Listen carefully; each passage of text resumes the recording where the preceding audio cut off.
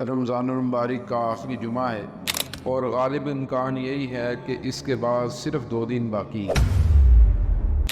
ہمیں ان گزرنے والے 27 دنوں کے بارے میں اگلے 2 دنوں کے اندر فکر مند ہونا چاہیے، اس لیے کہ حدیث ہے، فرمان ہے کہ جو شخص اپنی زندگی کے اندر رمضان کو پالے اور پھر اپنے گناہوں کی اپنے رب سے بخشش نہ کروا سکے، ایسے شخص پر اللہ رب العزت کی لعنت ہو۔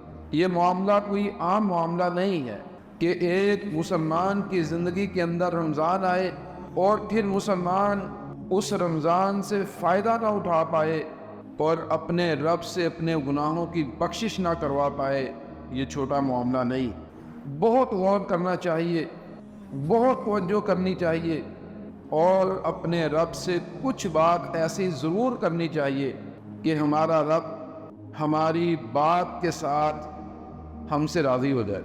یہ بات میرا اور آپ کا مسئلہ ہے کہ ہم کسی چیز کی دلیل مانگتے ہیں کہ آپ میرے ساتھ مخلص ہیں، آپ کو اپنی گزشتہ باتوں کے اوپر ندامت ہے، تو پھر آپ کو آئندہ اس طرح سے کرنا پڑے گا، مجھے اس کے اوپر آپ وعدہ دیں۔ اللہ رب العزت کو بندے کی دل کی کیفیت کا علم ہے، اسے پتہ ہے کہ بندہ کس کیفیت سے میرے ساتھ بات کر رہا ہے۔ کیا یہ واقعتاً میرے ساتھ مخلص ہو چکا ہے یا بس یہ وقت گزار رہا ہے، اس کا کوئی معاملہ اور کیفیت ہے، یہ لوگوں کو دھوکہ دینا چاہتا ہے، یہ فراڈ کرنا چاہتا ہے۔ اللہ تعالیٰ ان باتوں کو بہت اچھے طریقے سے جانتے ہیں۔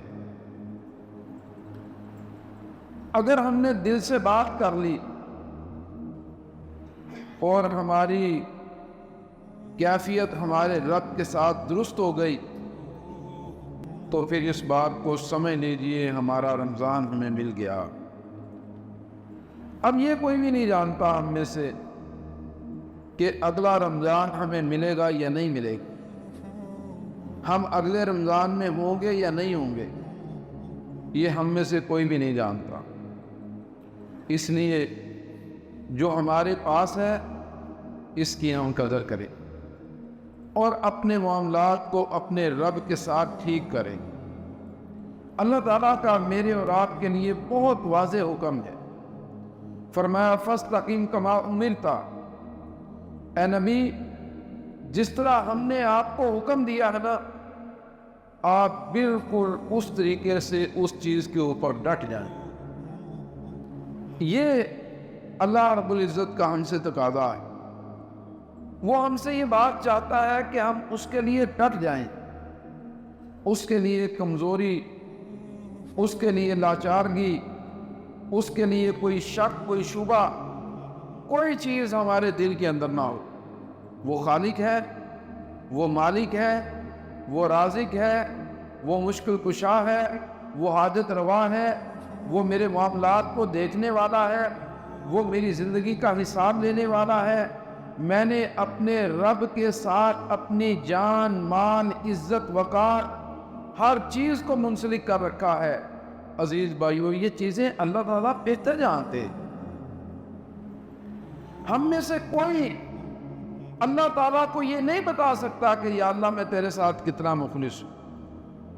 یہ بات یاد رکھیے۔ اسی لیے کہنے والے کہتے ہیں کہ اللہ رب العزت کے ساتھ جب بھی بات کریں اس سے اس کی رحمت مانگیں، اس سے اس پہ فضل مانگیں۔ اللہ رب العزت سے کبھی انصاف طلب نہ کرے، اس لیے کہ اگر اس نے آپ کے معاملے میں انصاف کر دیا نا تو کام بڑا خراب ہو جائے۔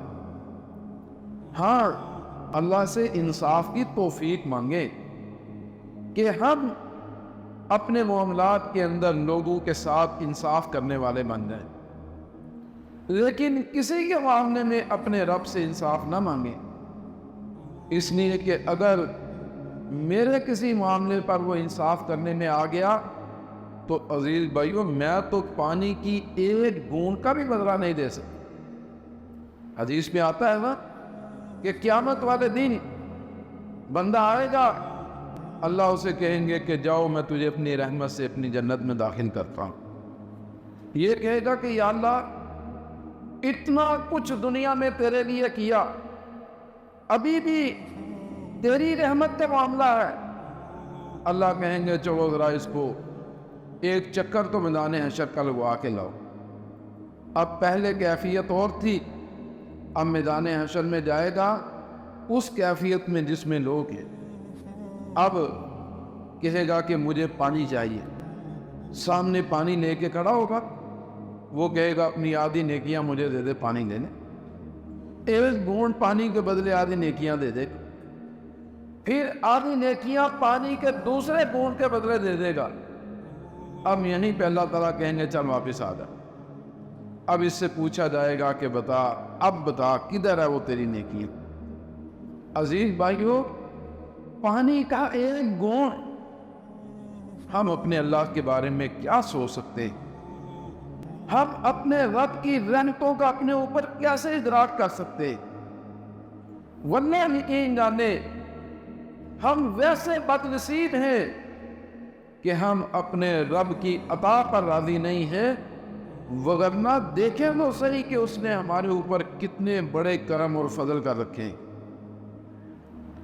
ہمارے بھائی ڈاکٹر ناصر ہمدانی جو یہ غزہ کے سارے معاملے کو ہیڈ کرتے ہیں، کچھ دن پہلے ایک ویڈیو ان کے پاس آئی، چونکہ ان کا مسلسل رابطہ ہے، ڈیلی بیسس پر لوگ ان کو وہاں سے چیزیں بھیجتے ہیں۔ تو عزیز بھائیو، وہ ایک ویڈیو ان کے پاس آئی، ایک ماں یہ جو 3-4 دن پہلے بمباری ہوئی ہے، جس کے بارے میں گمان یہ ہے کہ اس میں کئی ہزار لوگ شہید ہوئے ہیں، وہ ماں اپنی بیٹی کی، اپنے بیٹے کی شہادت کو بیان کر رہی، کہتی ہے میرے بچے روزے سے تھے لیکن انہوں نے بغیر کچھ کھا کے روزہ رکھا تھا اور وہ بھوک کے ساتھ دنیا سے چلے گئے۔ عزیز بھائیو، کیا یہ والی کیفیت ہماری ہے؟ نہیں ہے۔ اللہ کی قسم ہمارے رب نے ہمارے اوپر بڑا کرم کر رکھا، اس نے ہمیں بہت کچھ دے رکھا، اس کی عنایات ہمارے اوپر لا تعداد بے شمار ہیں، لیکن ہم اپنے رب کے ساتھ اپنا معاملہ ٹھیک کرنے کے لیے تیار نہیں۔ اللہ کہتے ہیں فَاسْتَقِمْ كَمَا أُمِرْتَ، اے نبی جو ہم نے آپ کو حکم کیا ہے نا اس کے اوپر ڈٹ جائیے۔ وَمَنْ تَابَ مَعَكَ، اور جو آپ کے ساتھ ہیں، جو آپ کے ساتھی ہیں، جنہوں نے آپ کی پیروی اختیار کر لی ہے، ان کو بھی یہ چاہیے کہ وہ ہماری باتوں پر ڈٹ جائیں۔ وَلَا تَطْغَوْا، اور ہمارے ساتھ بغاوتیں اختیار نہ کرے، ہمارے باغی نہ بنے۔ إِنَّهُ بِمَا تَعْمَلُونَ بَصِيرٌ، اس لیے کہ تمہارا رب تمہارے ایک ایک عمل کو دیکھنے والا، وہ جانتا سب ہے۔ ہاں ویسے صرف نظر کرتا، یقین جانے بندہ کبھی غلطی کر بیٹھے نا، کوئی کوتاہی ہو جائے، کوئی سستی ہو جائے، پھر اس کے بعد بندہ اپنے رب کے سامنے کھڑا ہو تو اسے یقین ہوتا ہے کہ یار میں اپنے رب کے پاس آ گیا ہوں، یہ مجھے معاف کر دے۔ پھر بندہ ساتھ ایک بات یہ بھی سوچتا ہے کہ یار بڑا عجیب معاملہ ہے، میرا رب کتنی چھوٹی سی بات کے اوپر مجھ سے راضی ہو جاتا۔ یہ جو حدیث ہے کہ جس کی آنکھ میں اللہ کی یاد کے ساتھ پانی آ گیا، اللہ اس آنکھ کو جہنم میں نہیں بھیجیں گے۔ تو کسی نے سوال کیا حافظ عبدالسلام بھٹوی رحمہ اللہ سے کہ ہاں صاحب یہ کتنا پانی آنا چاہیے، آنسو کی مقدار کتنی ہونی چاہیے؟ انہوں نے کہا کہ بس آنکھ تھوڑی سی نم ہو جائے نا، یہ بھی کفایت کر دے۔ میرے بھائیوں، وہ تو اتنی چھوٹی چھوٹی باتوں کے اوپر راضی ہو جاتا ہے، لیکن وہ چاہتا یہ ہے کہ ہم اس کے باغی نہ بنیں، ہم اس کے ساتھ بغاوتیں اختیار نہ کریں۔ آپ دیکھیے نا کہ اللہ تعالیٰ نے کتنی چیزیں حرام کی، لیکن پھر کہا فَمَنِ اسْتُرَّ غَيْرَ بَاغٍ وَلَا عَادٍ فَلَا إِثْمَ عَلَيْهِ، اگر کوئی بندہ باغی نہیں ہے، اگر کوئی بندہ عادی مجرم نہیں ہے، کسی مجبوری کے تحت انتہائی نامساعد حالات میں کبھی اس کو میری حرام کردہ کوئی چیز کھانی بھی پڑ جائے، فلا اسم علیہ، میں اس کو گنہگار قرار نہیں دیتا۔ آپ ذرا سوچیں تو صحیح، اس کی رحمت کے انداز کیسے، اس کے کرم کے انداز کیسے؟ وہ کہتا ہے فَمَنِ اسْتُرَّ غَيْرَ بَاغٍ وَلَا عَادٍ فَلَا إِثْمَ عَلَيْهِ، جو باغی نہیں ہے، جو عادی مجرم نہیں ہے، اس کے اوپر پھر کوئی گناہ نہیں۔ یہ تو مجبور ہے اور رب مجبوریوں کو سمجھتا ہے، لیکن وہ مجبوریاں نہیں جو ہم نے بنا رکھی ہیں کہ میری مجبوری ہے، مجھے 10 کنال کا گھر چاہیے اس لیے میں قوم کو لوٹ رہا ہوں، میری مجبوری ہے کہ میرے گھر کا سائز اتنا بڑا ہے کہ اس کا بجلی کا بل ہی لاکھوں کے اندر ہے، اس لیے میں مجبور ہوں اس بات کے اوپر کہ میں لوگوں کا حق کھاؤں، میں اس لیے مجبور ہوں کہ میری زندگی کا سٹینڈرڈ بہت ہائی ہے، مجھے سٹینڈرڈ کو میٹ کرنے کے لیے لوگوں کے اوپر ظلم کرنا ہے، زیادتیاں کرنا ہے۔ اللہ کہتے ہیں نہیں اے نبی، جو آپ کے ساتھی ہیں ان کو بھی اور آپ کو بھی ہماری بات پہ ڈٹ جانا چاہیے، وَلَا تَطْغَوْا، اور بغاوتیں اختیار نہیں کرنی چاہیے، اِنَّهُ بِمَا تَعْمَلُونَ بَصِيرٌ، اس لیے کہ اللہ تو ایک ایک عمل کو دیکھنے والا، وہ ایک ایک بات کو جانتا ہے، انہیں تمہاری ایک ایک بات علم ہے۔ وَلَا تَرْكَنُوا إِلَى الَّذِينَ ظَلَمُوا فَتَمَسَّكُمُ النَّارُ، اس لیے ہم تمہیں یہ بات کہتے ہیں وَلَا تَرْكَنُوا، شامل ہونا کو دور کی بات ہے، تم نے جھکنا بھی نہیں ان لوگوں کی طرف جو ظلم کرنے والے، ظالم کی طرف تمہارا جھکاؤ بھی نہیں ہونا چاہیے۔ فَتَمَسَّكُمُ النَّارُ، وگرنہ یاد رکھنا میری آگ کا ایندھن بن جاؤ، وگرنہ تمہیں بھی آگ چھولے گی۔ جتنا تمہارا جھکاؤ ظلم کی طرف، زیادتی کی طرف، لوگوں کے اندر نفرتیں پھیلانے کی طرف ہوگا، اللہ رب العزت اتنا تمہیں آگ کے اندر جھونک دیں گے۔ وَمَا لَكُم مِّن دُونِ اللَّهِ مِنْ أَوْلِيَاءَ، اور اس بات کو یاد رکھنا اللہ کے علاوہ پھر تمہارا کوئی دوست نہیں ہے۔ ثُمَّ لَا تُنصَرُونَ، اور نہ تمہاری مدد کی جائے گی۔ اگر مدد چاہیے، اگر اس کی دوستی چاہیے، تو پھر تمہیں ظلم کی بجائے، نفرت کی بجائے، تشدد کی بجائے محبتوں کے سلسلوں کے اندر اترنا ہوگا۔ عزیز بھائیو، یہ رمضان ہے، آخری ایام ہیں، اللہ کے لیے اس کے اوپر غور کریں، ہم اس کے اوپر دیکھیں کہ ہم کہاں پر کھڑے ہیں۔ وہ ہم سے یہی چاہتا ہے ہم اس کی طرف جھک جائیں، ہم اس کی طرف چل پڑے، لہذا وہ یہ بات کہتا ہے اقم الصلاۃ، لوگوں نماز کو قائم کرو، دن کے دونوں کناروں پر اور رات کے اندر بھی۔ ان الحسنات، یاد رکھنا جو نیکیاں ہیں، یذہبن السیئات، یہ برائیوں کو کھا جاتی۔ نیکی کرو گے، نیکی تمہاری برائی کو کھا جائے گی، اس کو دور لے جائے گی، اس کو مٹا کے رکھ دے گی، اس لیے کہ نیکی تمہارے رب کا حکم ہے، برائی شیطان کی طرف سے ہے، لہذا جو اپنے رب کی طرف آئے گا اس کے اوپر سے شیطان کے اثرات مٹا دیے جائیں گے۔ اللہ تعالیٰ کہتے ہیں ذالک ذکریٰ للذاکرین، لوگوں اس بات کو یاد رکھنا کہ یہ نصیحت ہے ہر اس بندے کے لیے جو نصیحت کو پانا چاہتا ہے۔ واصبر، لہذا ڈٹ جائیے، فإن اللہ لا یضیع اجر المحسنین، اللہ رب العزت کبھی بھی احسان کرنے والوں کے اجر کو ضائع نہیں کرتا۔ آپ ڈٹ کے تو دیکھیں، اللہ کے لیے ڈٹ جانا یہ حقیقت کے اندر احسان ہے، اللہ کے لیے کھڑے ہو جانا یہ حقیقت کے اندر اللہ رب العزت کا مطلوب اور مقصود ہے۔ احسان کی تعریف یہی ہے نا، جب اللہ کے نبی صلی اللہ علیہ وسلم سے پوچھا گیا احسان کیا ہے، آپ نے فرمایا تو اپنے رب کی بندگی ایسے کرے جیسے تو اسے دیکھ رہا، اگر یہ کیفیت پیدا نہیں ہوتی تو پھر تیرے دل میں یہ یقین آ جائے کہ تیرا رب تجھے دیکھ رہا، یہ احسان ہے۔ لہٰذا آئیں دلوں کے اندر یقین پیدا کرے کہ ہمارا رب ہمیں دیکھ رہا، ہم اپنے رب کو دیکھ رہے ہیں، ہم مسجد میں آئے ہیں اپنے رب کی تلاش کے اندر آئے ہیں، ہم اس کو پانا چاہتے ہیں، ہم اس کو ڈھونڈنا چاہتے ہیں۔ عزیز بھائیو، اللہ تعالیٰ کہتے ہیں لوگوں اس بات کو یاد رکھنا، اللہ تمہارے اجر کو ضائع نہیں کریں گے اگر تم میرے لیے ڈٹ کے کھڑے ہو جانے والے ہو۔ پھر اس کے بعد جو بات کی وہ بہت بڑی شاندار ہے، یہ رمضان کا بہت بڑا پیغام ہے۔ فرمایا فلولا کان من القرون، او بتاؤ تو صحیح بستیوں کے اندر وہ لوگ کیوں نہ پیدا ہوئے، شہروں میں وہ لوگ کیوں نہ پیدا ہوئے، نئی خیمہ میں لوگ کیوں نہ کھڑے ہوئے۔ فلولا کان من القرون من قبلکم، جو تم سے پہلی گزری ہیں ان بستیوں میں، ان شہروں میں وہ لوگ کیوں نہ پیدا ہوئے جنہوں نے جب برائیوں کو دیکھا تو وہ برائیوں کو روکنے والوں میں شامل ہو گئے۔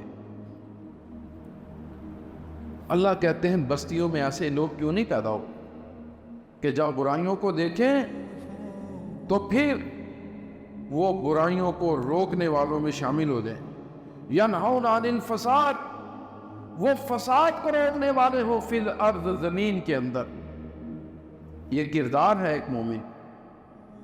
اللہ کہتے ہیں بستیوں میں ایسے لوگ کیوں نہیں کھڑے ہوئے جو زمین میں فساد کو پیدا ہونے سے روک دیں، جو زمین میں فساد کو کھڑا ہونے سے روک دیں۔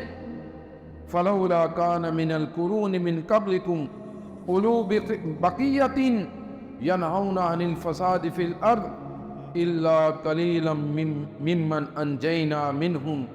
اللہ کہتے ہیں ہاں تھوڑے سے تھے، تھوڑے سے تھے، اور پھر انہی لوگوں کو ہم نے نجات دی، یہی بچ گئے، یہ تھے تھوڑے سے۔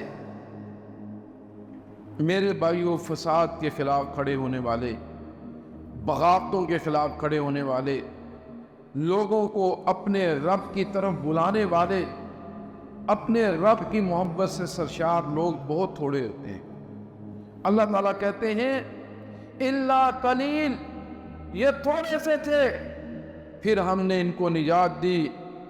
اور حقیقت بات یہ ہے وہ لوگ جنہوں نے ظلم کی پیروی کی یا جو ظالموں کے پیچھے چلے، حقیقت میں یہ تھے ہی مجرم، ان کے دلوں کے اندر جرائم کے لیے محبتیں موجود تھیں، اس لیے یہ ظلم کی طرف چلنے والے، ظلم کی طرف بڑھنے والے، ظالموں کے اندر شامل ہونے والے لوگوں میں سے تھے۔ عزیز بھائیو، آئیں اللہ رب العزت کہتے ہیں وَمَا كَانَ رَبُّكَ لِيُهْلِكَ الْقُرَىٰ، اور لوگوں تمہارا رب بستیوں کو کبھی ہلاک نہیں کرنا چاہتا، ظلم کے ساتھ تمہارا رب کبھی کسی بستی کو تباہ نہیں کرتا۔ اصل میں ہوتا یہ ہے کہ ان کے اندر اصلاح کا مادہ ختم ہو جاتا۔ کیسے ممکن ہے کہ تمہارا رب کسی بستی کو تباہ کر دے وَأَهْلُهَا مُصْلِحُونَ، اور اس کے اہل اصلاح چاہتے ہیں؟ ذرا دیکھیے، وَأَهْلُهَا مُصْلِحُونَ، اللہ کہتے ہیں اس کے رہنے والے اصلاح چاہتے ہو اور تمہارا رب بستیوں کو تباہ کر دے؟ یہ بات ممکن نہیں، تمہارا رب ظالم نہیں ہے، کبھی ایسا نہیں کرے گا۔ بس یہ ایام ہیں ان کے اندر اصلاح کے لیے۔ اب اصلاح کس چیز کی کرنی ہے؟ ایک اصلاح ہے اپنے اللہ کے معاملے میں، جو ہم اپنے رب کے بارے میں غلط کر رہے تھے اس کی اصلاح کرنی ہے، اور ایک اصلاح ہے لوگوں کے معاملے میں، جو ہم اللہ کے بندوں کے حوالے سے غلط کر رہے تھے اس کی بھی اصلاح کرنی ہے۔ ایک ایک چیز جو ہماری زندگی کے اندر ہے ہمیں اس کی ترتیب لگانی ہے، ہمیں اس کو ٹھیک کرنا۔ اصلاح کسی چیز کا نام ہے۔ میرے بھائیوں، یہ کوئی اصلاح نہیں ہے کہ آپ دل کی بیماری کا علاج کر رہے ہو اور اگلے کے گردوں کو فیل کر دیں، آپ گردوں کو ٹھیک کرتے ہوئے اس کے پھپھڑوں کو بیمار کر دیں، یہ اصلاح نہیں۔ جو اصل طبیب ہے وہ اگلی بیماری کو روکنے کی کوشش کرتا۔ تو عزیز بھائیوں، اصلاح یہی ہے کہ ہم بیماریوں کا حقیقی خاتمہ کریں، جو اصل جڑ ہے بیماری کی اس کو مٹانے کی کوشش کریں۔ لہذا آئے اپنی اپنی بیماری کو ہم سے بہتر کوئی نہیں جانتا۔ اللہ تعالیٰ کہتے ہیں نا، بل الانسان علی نفسہ بصیرا ولو القی معاذیرا، بندہ کتنی معذرتیں کرتا رہے کوئی فرق نہیں پڑتا، انسان اپنے آپ کو سب سے بہتر خود جانتا ہے۔ بل الانسان علی نفسہ بصیرا، اللہ کہتے ہیں تجھ سے بہتر تجھے دیکھنے والا کوئی نہیں۔ وَلَوْ أَلْقَى مَعَاذِيرًا، تو کتنی معذرتیں کرتا ہے اس سے کوئی فرق نہیں پڑتا۔ او جی میں اصل میں ایسا نہیں چاہتا تھا، میں ایسا نہیں چاہتا تھا۔ میرے بھائیوں، میں کیسا چاہتا ہوں میرے دل کو اس بات کا پتہ ہے۔ اسی لیے لعلکم تتقون کے بارے میں اللہ کے نبی نے فرمایا التقویٰ ہاہنا، لوگوں تقویٰ یہاں پر ہے۔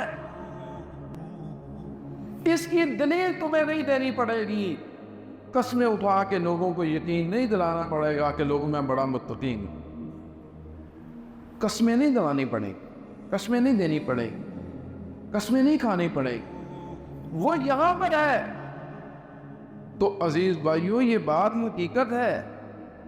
اللہ کہتے تو اپنے آپ کو سب سے بہتر جانتا، تجھے پتا ہے تیری غلطیاں کہاں کہاں پر ہیں، تیرے جرم کہاں کہاں پر ہیں، تیری برائیاں کہاں کہاں پر ہیں، تو سب چیزوں کو سب سے بہتر جانتا ہے۔